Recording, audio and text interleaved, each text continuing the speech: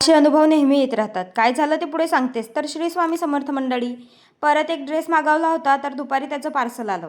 मग दोघं मायलेकं एकदम एक्सायटेड होऊन पार्सल उघडायला लागलो आणि माझ्यापेक्षा जास्त तुम्हाला दादूच्या चेहऱ्यावर खुशी दिसत असेल. त्याला माहिती होतं की माझा ड्रेस आलाय, पण तरी तो इतका खुश होता ना, एवढा आपण बालपणी निरागस असतो. आताही माणसं तसे असले तर किती भारी जग होईल ना. आणि हे बघा, ह्या कलरमध्ये ड्रेस मागवला होता. कलर तर सेम आलेला, पण त्याचा कापड व्यवस्थित नव्हता आणि दादूला मध्ये मध्ये कॅमेऱ्याच्या समोर यायचं होतं. त्याचं असं म्हणणं होतं, आई मी दिसतच नाही, मला कॅमेऱ्याच्या समोर येऊ दे.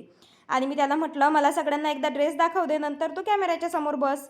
तर तो असा येऊन बसला. हा बघा ड्रेस, हा पण लांबीला जरा जास्तच आलेला आणि त्यानंतर त्याचा कापडही ट्रान्सपरंट होता. मी जेव्हा घालून बघितलं तेव्हा मला कळलं. हे बघा, तुम्हाला दाखवते. मी घातलं तेव्हा लांब तर होताच, मला कलर वगैरे आवडला त्याचा, पण कापड आणि लांब त्याच्यामुळे मग मी ते नाही ठेवत. आता तोही परत देणार आहे. आणि तुम्हाला जर ह्याची दोन्ही ड्रेसची लिंक पाहिजे असेल, कालच्या आणि आजच्या ड्रेसची, तर मला कमेंट करा मंडळी. आता 5 आणि वाजलेत तुम्हाला लिंक आणि सेंड ही करते. आमची तयारी झाली आहे बाजारला जायची आणि आम्ही निघालोय आता कुरकुम बाजार. आता आम्ही निघालोय कुरकुमच्या बाजारात जायला आणि हे फिरंगाई मातेचं जे मंदिर आहे ना, इथंही मला एक वेळेस जायचं आहे. आता तो दिवस कधी उगवतो सांगता येत नाही, पण लवकरच जाऊ आम्ही तिथंही दर्शनाला. आणि ताईंच्या दुकानाला समोरच आपलं दुकान असतं, म्हणून ह्यांना बघून घ्या आणि ह्यांच्या शेजारीच मी दुकान लावते. पहिला मी असं दुकान लावायचे, म्हणजे ह्यांच्या दुकानातच इकडे तोंड करून जरा लावायचे, कारण मला असं वाटायचं माझ्यामुळे त्यांना त्रास नको किंवा जे मागे किराणावाले बसलेत त्यांना त्रास नको. पण ताईंबरोबर बोलून, ताईंचा स्वभाव भारी आहे, त्यांनी मला सांगितलं तू उभं पण दुकान लावू शकते. पण त्याआधी मी आपल्या नेहमीप्रमाणे दुकान लावून घेत होते आणि आपला दादू आहे ना, आपली मदत करत होता.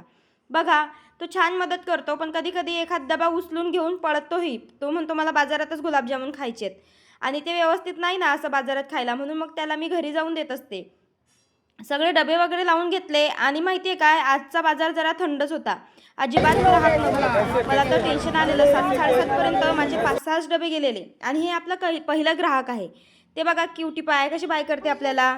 आणि मग दादू तेव्हा ताईंकडे अंगूर होते विकायला, तर त्यांच्याजवळचे अंगूर आणून मलाही खायला देत होता आणि तोही खात होता. आणि त्यांचा स्वभाव एवढा भारी आहे, ते स्वतःहून दादूला म्हणत होत्या की अंगूर घेऊन जा म्हणून. मग मी त्यांना विचारलं आणि आपल्या रस्त्याच्या कडेला थोडीशी जागा घेतली आणि त्याच्यात आपलं दुकान लावलं.